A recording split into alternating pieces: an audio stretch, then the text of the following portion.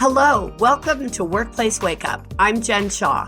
Every week, I spend about 15 minutes covering key legal developments, introducing you to interesting guests, and providing some entertainment to start your workday. I hope you enjoyed this week's episode. Oh my gosh, we have a lot to talk about. So, as we've been hearing over the last, month or so since President Trump took office, there have been a lot of executive orders. And I've sort of waited to talk about these because I wanted to see sort of what came of them. But this month, we're going to talk about a couple of the key executive orders. And I want to start today with talking about the equal employment opportunity related order that the president has issued. So we're all on the same page here. What is an executive order?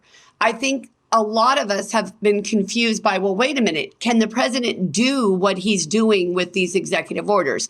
Now, obviously, there are lots of political perspectives here. And on this podcast, we're not talking about politics. We're talking about the workplace.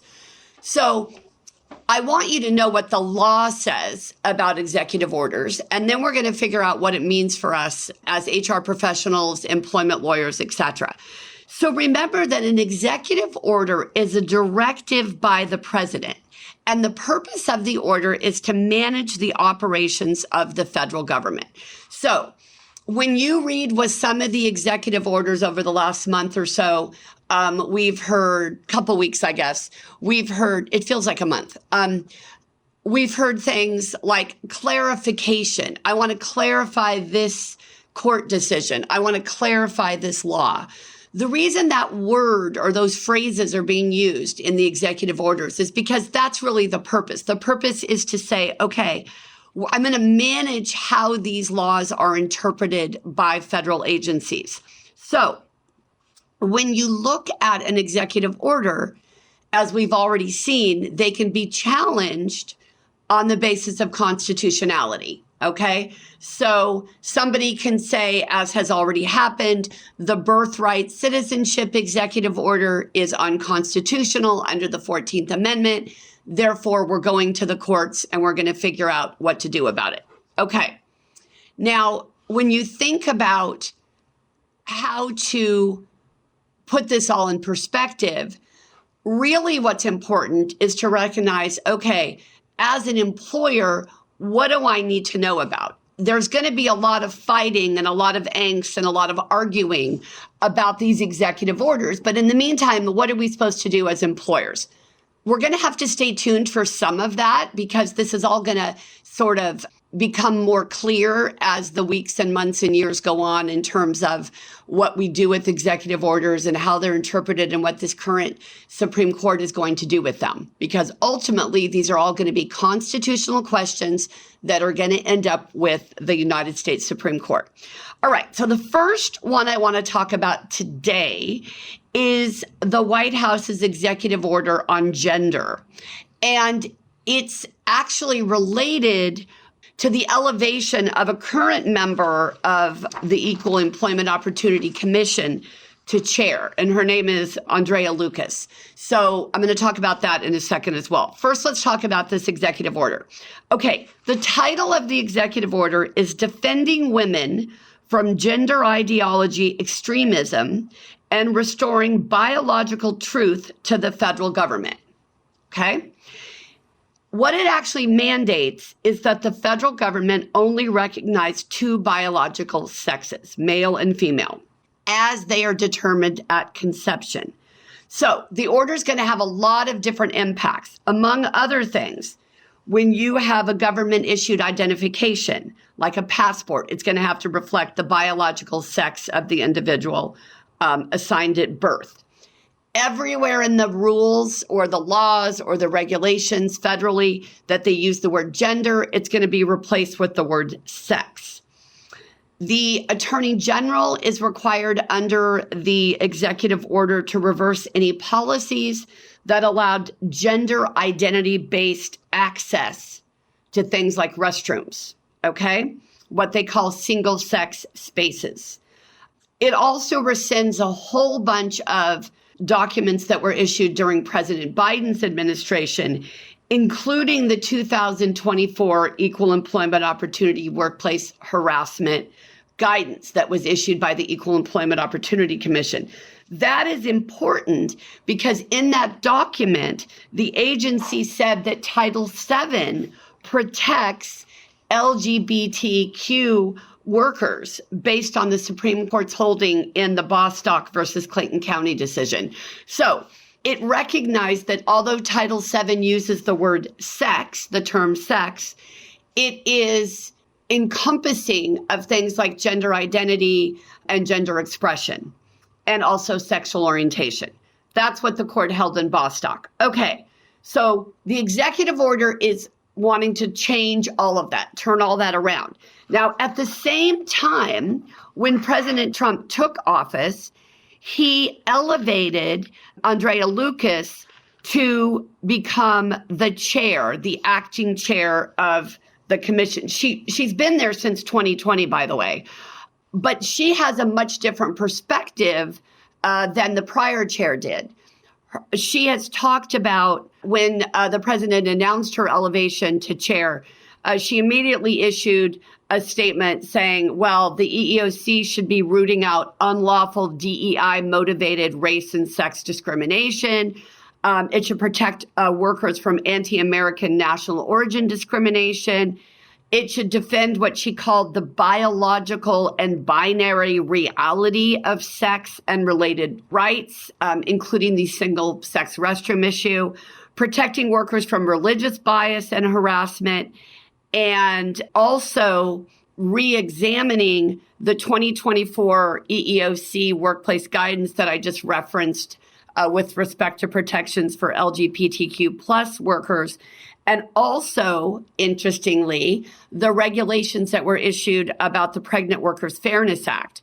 Ms. Lucas has a concern about those regulations because they, of course, deal with abortion, which was surprising to all of us how the regulations even made it through, but they did. So one of the things to understand is that the Equal Employment Opportunity Commission is a 5-person commission. Ms. Lucas is going to be outnumbered on the EEOC by Democratic appointees for the next couple of years. But in 2026, some Republican members will then be put on the commission. This is very similar to the National Labor Relations Board. Okay, so what does this order mean for all of us that we need to be thinking about? First of all, expect a new EEO-1 form. For those of you who have 100 or more employees, right now there are going to be not as many options for how we report somebody's demographic data. Also, we're going to have to be looking at what to do with gender identity. Now, in California, of course, we have separate protections for gender identity and sexual orientation in the Fair Employment and Housing Act.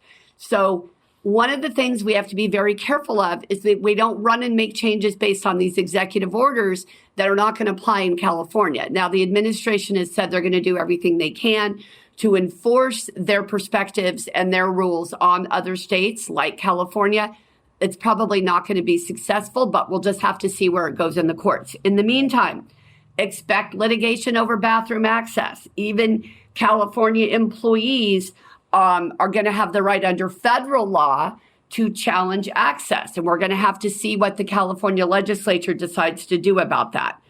There are also going to be potentially some ramifications for religious accommodation requests because the current EEOC guidance says that you don't have to grant a reasonable accommodation if it's going to create a hostile work environment for someone else. For example, you don't let another employee misgender someone in the workplace, even though their religious beliefs run counter to how that individual identifies, okay? Or permit somebody in the workplace to not interact with somebody else on the basis of their LGBTQ plus status, right? All of that's going to be thrown into a bit of disarray. Also, I would expect that the pregnancy accommodation rules eventually, probably in 2026, after the composition of the EEOC changes, are probably going to be thrown out because the most controversial aspect of those regulations from April 2024 is the requirement that employers have to accommodate applicants and workers who need time off or other workplace modifications due to an abortion. And given what Ms. Lucas has said about her perspectives, I think we can definitely expect a change there.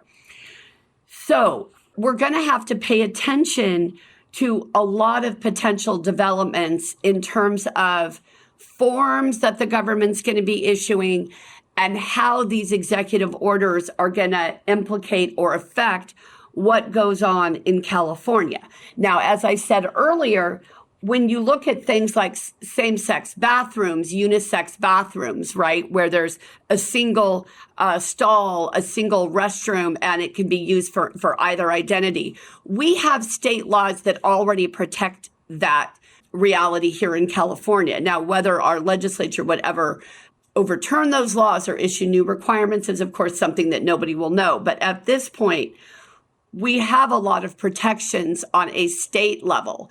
It's really going to be many other states that don't have such an active legislature and such an active civil rights community that are going to have some things to really think about and worry about, frankly, particularly with the Bostock versus Clayton County decision, because when the U.S. Supreme Court issued that decision, there were much different majority on the court. It was a 6-3 decision. And now we're looking at much different people on the court. And if the two justices who we think are going to retire soon, Justice Alito and Justice Thomas, if they take a step back and do retire, we're going to see two new justices. And it's hard to know, obviously, who that will be or what their perspectives will be. I think it's been interesting that Justice Coney Barrett has actually ended up being a little more middle of the road than I think some people predicted. It's a little bit like David Souter several years ago. So anyway, there's a lot to look at here, and it fascinates me just how everything is sort of working. And we're certainly on the verge of needing some real clarification in terms of separation of church and state, and also the checks and balances that are inherent in our sort of 3-department system, right? You know, the executive, the legislative, and the judicial. So it's going to be interesting to see where all this shakes out. From an HR perspective, what do you need to do with respect to these gender issues? Well, as I said, if you have to file an EEO-1, you're going to have to follow the form that is given to you.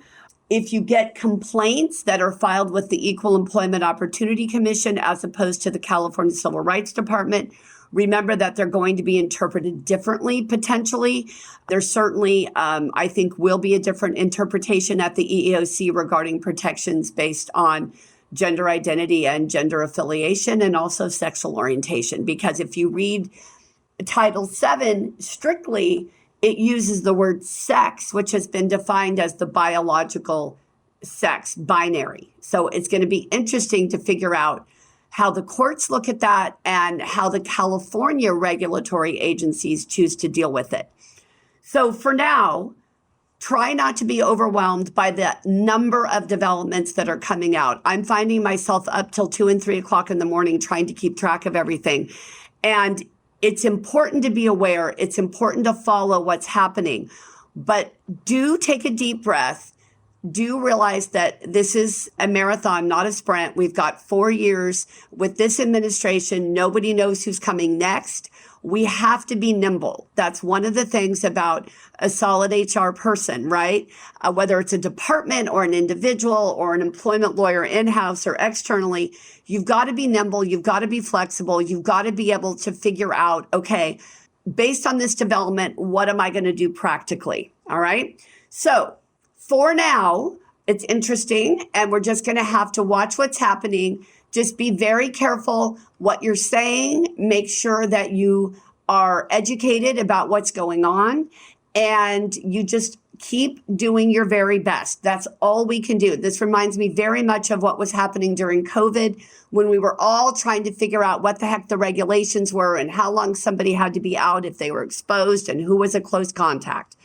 We all just about lost our minds then. I'm fairly sure I left part of mine back in, March of 2020.